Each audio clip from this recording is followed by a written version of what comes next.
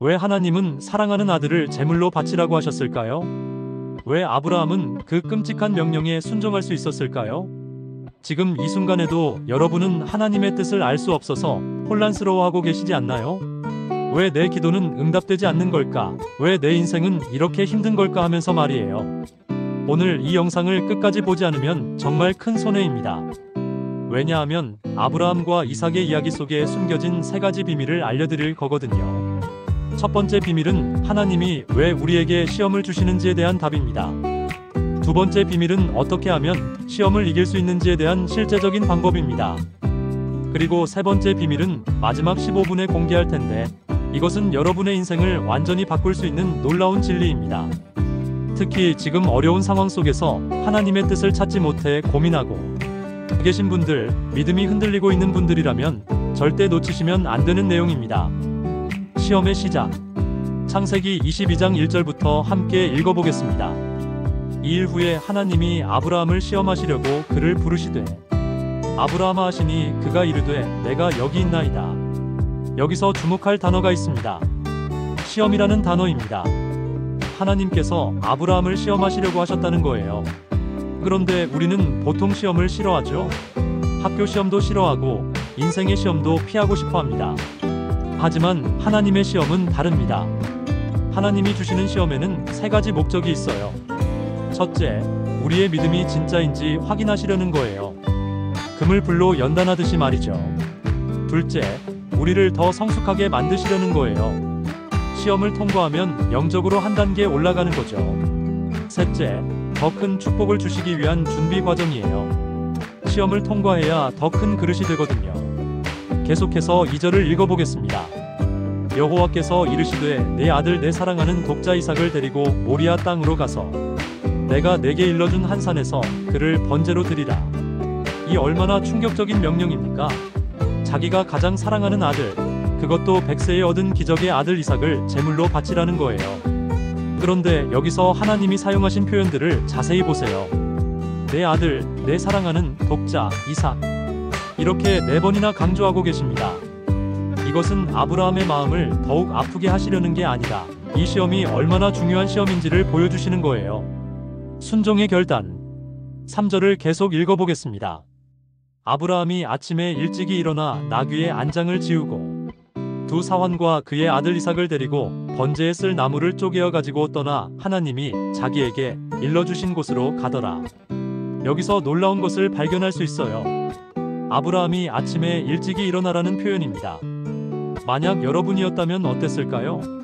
밤새 뒤척이면서 고민하고 기도하고 혹시 꿈이었나 생각해보고 정말 하나님의 음성이었나 의심해보지 않았을까요?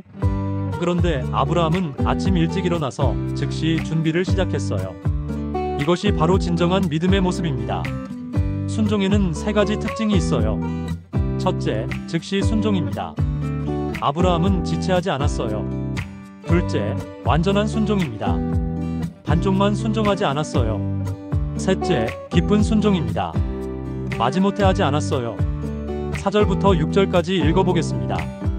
제3일에 아브라함이 눈을 들어 그곳을 멀리 바라본지라.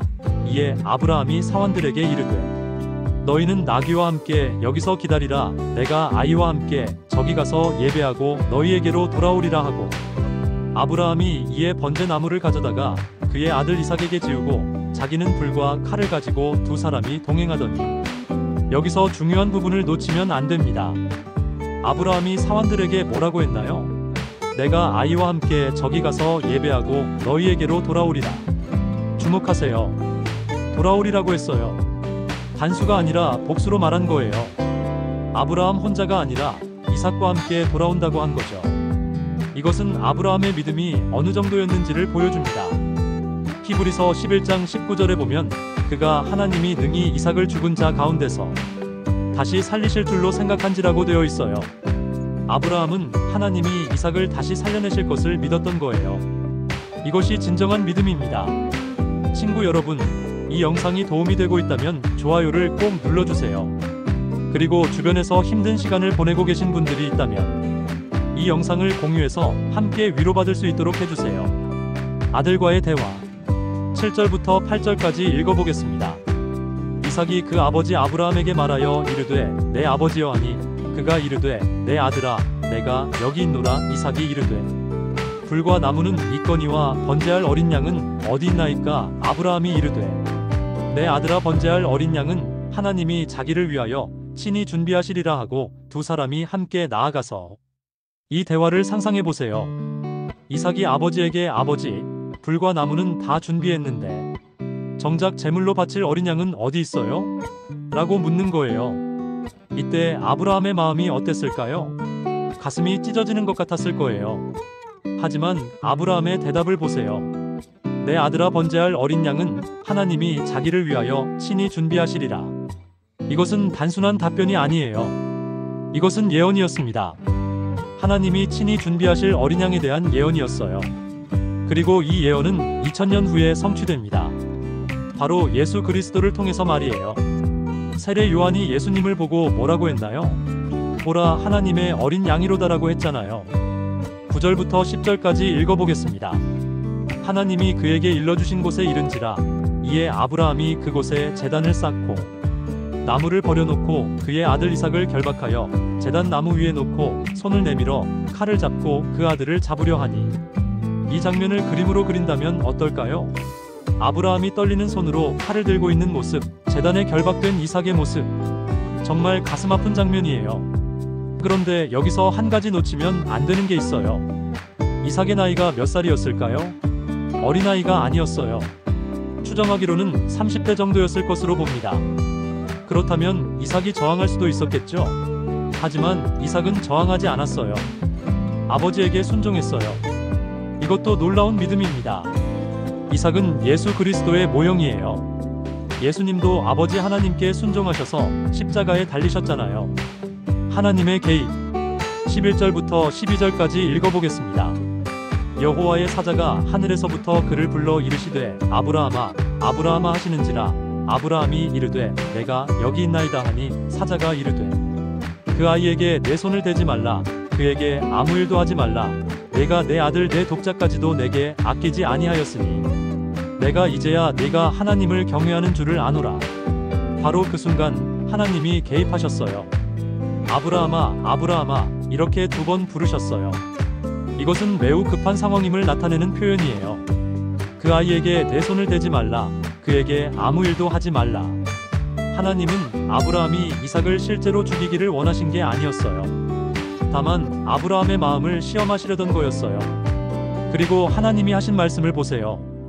내가 내 아들 내 독자까지도 내게 아끼지 아니하였으니 내가 이제야 내가 하나님을 경외하는 줄을 아노라. 하나님은 아브라함의 마음을 확인하셨어요. 아브라함이 정말로 하나님을 사랑하는지 하나님을 첫 번째로 두는지를 확인하셨던 거예요. 13절을 읽어보겠습니다. 아브라함이 눈을 들어 살펴본즉 한 순양이 뒤에 있는데 뿔이 수풀에 걸려 있는지라. 아브라함이 가서 그 순양을 가져다가 아들을 대신하여 번제로 드렸더라. 하나님은 이미 준비해 두셨어요. 이삭을 대신할 순양을 미리 준비해 두셨던 거예요. 하나님은 항상 우리보다 한 발 앞서 준비하시는 분이세요. 복의 약속. 14절을 읽어보겠습니다. 아브라함이 그 땅 이름을 여호와 이레라 하였으므로 오늘날까지 사람들이 이르기를 여호와의 산에서 준비되리라 하느니라. 여호와 이레, 이 단어가 무슨 뜻인지 아세요? 하나님이 준비하신다는 뜻이에요. 하나님은 우리가 필요한 모든 것을 미리 준비해 두시는 분이세요. 여러분이 지금 어떤 어려운 상황에 있든지 하나님은 이미 해결책을 준비해 두셨어요. 때가 되면 반드시 보여주실 거예요. 15절부터 18절까지 읽어보겠습니다. 여호와의 사자가 하늘에서부터 2번째 아브라함을 불러 이르시되 여호와께서 이르시기를 내가 나를 가리켜 맹세하노니 내가 이같이 행하여 내 아들 내 독자까지도 아끼지 아니하였은지 내가 내게 큰 복을 주고 복을 주어 내 씨가 하늘의 별과 같고 바닷가의 모래와 같이 번성하게 하리니 내 씨가 그 대적의 성문을 차지하리라. 또 내 씨로 말미암아 천하 만민이 복을 받으리니 이는 내가 나의 말을 청종하였음이니라 하셨다 하니라. 이것이 바로 아브라함이 받은 축복이에요. 순종의 결과로 받은 엄청난 축복이었어요. 여기서 중요한 것은 내 씨로 말미암아 천하 만민이 복을 받으리라는 약속이에요. 이것은 예수 그리스도를 통한 구원의 약속이었어요. 아브라함의 후손 중에서 나올 메시아를 통해 온 인류가 복을 받을 것이라는 약속이었던 거예요. 구독 버튼을 아직 누르지 않으셨다면 지금 꼭 눌러주세요. 이런 귀한 말씀을 계속해서 들으실 수 있어요. 영적 교훈과 적용. 이제 아브라함과 이삭의 이야기에서 우리가 배울 수 있는 영적 교훈들을 살펴보겠습니다. 첫 번째 교훈은 하나님을 최우선에 두라는 것입니다. 아브라함에게 이삭은 가장 소중한 존재였어요. 100세에 얻은 기적의 아들이었거든요. 그런데 하나님은 바로 그 이삭을 달라고 하셨어요. 하나님은 우리에게도 같은 질문을 하고 계세요. 너에게 가장 소중한 것이 무엇이냐? 그것이 나보다 더 중요하냐? 우리에게 이삭과 같은 존재가 뭘까요? 자녀일 수도 있고, 돈일 수도 있고, 명예일 수도 있고, 건강일 수도 있어요. 하지만 그 무엇도 하나님보다 앞서면 안 됩니다. 두 번째 교훈은 순종의 축복입니다. 아브라함은 이해할 수 없는 명령이었지만 순종했어요. 그 결과로 엄청난 축복을 받았어요. 우리도 마찬가지예요. 하나님의 말씀을 이해할 수 없을 때가 있어요. 왜 이런 시련을 주시는지 알 수 없을 때가 있어요. 하지만 그래도 순종해야 해요. 세 번째 교훈은 하나님의 준비하심입니다. 하나님은 이미 순양을 준비해 두셨어요. 우리가 필요한 모든 것을 미리 준비해 두시는 분이에요. 여러분이 지금 막다른 길에 서 있다고 느끼시나요? 걱정하지 마세요. 하나님은 이미 길을 준비해 두셨어요. 네 번째 교훈은 믿음의 성장입니다. 이 시험을 통해 아브라함의 믿음은 한 차원 높아졌어요. 그리고 믿음의 아버지라는 칭호를 받게 되었어요. 우리에게 오는 시험들도 마찬가지예요. 시험을 통과할 때마다 우리의 믿음은 더욱 성숙해져요. 예수 그리스도의 예표. 아브라함과 이삭의 이야기는 단순한 과거의 일화가 아니에요. 이것은 예수 그리스도의 십자가 사건을 미리 보여주는 예표예요. 아브라함은 하나님 아버지를 상징해요. 이삭은 예수 그리스도를 상징하고요. 하나님 아버지는 인류의 죄를 위해 독생자 예수님을 십자가에 내어주셨어요. 마치 아브라함이 이삭을 제물로 바치려 했던 것처럼 말이에요.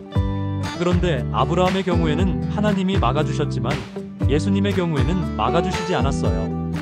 왜냐하면 예수님이 진짜 어린 양이셨기 때문이에요. 이삭이 나무를 지고 산에 올라간 것처럼 예수님도 십자가를 지고 골고다 언덕에 올라가셨어요. 이삭이 아버지에게 순종한 것처럼 예수님도 아버지 하나님께 순종하셔서 십자가에 못 박히셨어요. 그리고 아브라함이 하나님이 자기를 위하여 친히 준비하시리라고 말한 것처럼 하나님은 정말로 어린 양을 준비하셨어요. 바로 예수 그리스도를 말이에요.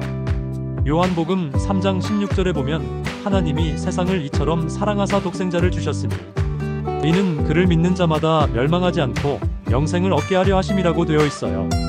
하나님은 우리를 사랑하셔서 독생자를 내어주셨어요. 이것이 바로 하나님의 사랑이에요. 현대적 적용과 실천. 그렇다면 이 말씀을 현대를 사는 우리에게 어떻게 적용할 수 있을까요? 첫째, 우선순위를 점검해 보세요. 여러분에게 가장 소중한 것이 무엇인가요? 그것이 하나님보다 더 중요한 자리에 있지는 않나요? 자녀가 소중한 건 당연해요. 하지만 자녀를 우상으로 만들어서는 안 됩니다. 돈이 필요한 건 당연해요. 하지만 돈을 우상으로 만들어서는 안 됩니다. 건강이 중요한 건 당연해요. 하지만 건강을 우상으로 만들어서는 안 됩니다. 하나님이 첫 번째가 되어야 해요. 둘째, 순종의 삶을 살아가세요. 하나님의 말씀에 순종하는 것이 쉽지 않을 때가 있어요. 이해가 안 될 때도 있고 손해볼 것 같을 때도 있어요. 하지만 하나님의 말씀에 순종할 때 우리는 축복받아요. 아브라함처럼 말이에요. 구체적으로 어떻게 순종할까요? 정직하게 사업하세요. 손해볼 것 같아도 정직하게 하세요. 11조를 드리세요. 경제가 어려워도 하나님께 드리세요. 용서하세요. 상처를 준 사람을 용서하세요. 사랑하세요. 사랑하기 어려운 사람도 사랑하세요. 셋째, 기도의 삶을 살아가세요. 아브라함은 하나님과 친밀한 관계를 맺고 있었어요. 그래서 하나님의 음성을 들을 수 있었어요. 우리도 기도를 통해 하나님과 친밀한 관계를 맺어야 해요. 매일 말씀을 읽고 기도하세요. 어려운 일이 있을 때 하나님께 먼저 물어보세요. 감사의 기도를 많이 드리세요. 넷째, 믿음으로 기다리세요. 하나님의 때가 있어요.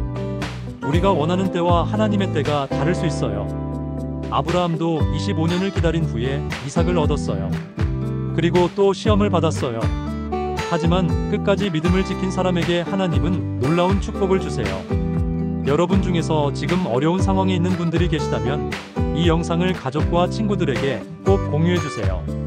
함께 위로받고 힘을 얻을 수 있을 거예요. 신앙의 단계와 성장. 아브라함의 신앙 여정을 보면서 우리가 거쳐야 할 신앙의 단계들을 살펴보겠습니다. 첫 번째 단계는 부르심의 단계입니다. 하나님이 아브라함을 고향 땅에서 부르셨어요. 우리도 마찬가지로 하나님이 세상에서 우리를 부르세요.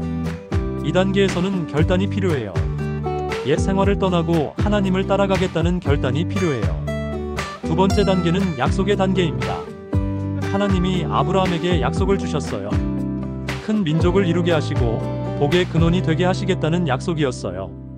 우리에게도 하나님의 약속들이 있어요. 영생의 약속, 평안의 약속, 공급의 약속들이 있어요. 세 번째 단계는 기다림의 단계입니다. 아브라함은 25년을 기다려야 했어요. 약속의 아들 이삭을 얻기까지 25년이라는 긴 시간을 기다려야 했어요. 우리도 하나님의 약속이 성취되기까지 기다려야 할 때가 있어요. 이 기다림의 시간이 신앙을 성숙하게 만들어요. 네 번째 단계는 시험의 단계입니다. 바로 오늘 우리가 살펴본 이삭을 번제로 드리라는 시험이에요. 이것은 아브라함에게 주어진 최고의 시험이었어요. 우리에게도 이런 시험이 올 수 있어요. 하나님을 정말로 사랑하는지, 하나님을 첫 번째로 두는지를 확인하는 시험이 말이에요. 다섯 번째 단계는 축복의 단계입니다. 시험을 통과한 아브라함에게 하나님은 엄청난 축복을 주셨어요. 그리고 믿음의 아버지라는 칭호까지 주셨어요. 우리도 시험을 통과하면 더 큰 축복을 받게 돼요. 그리고 다른 사람들에게 축복의 통로가 되는 거예요.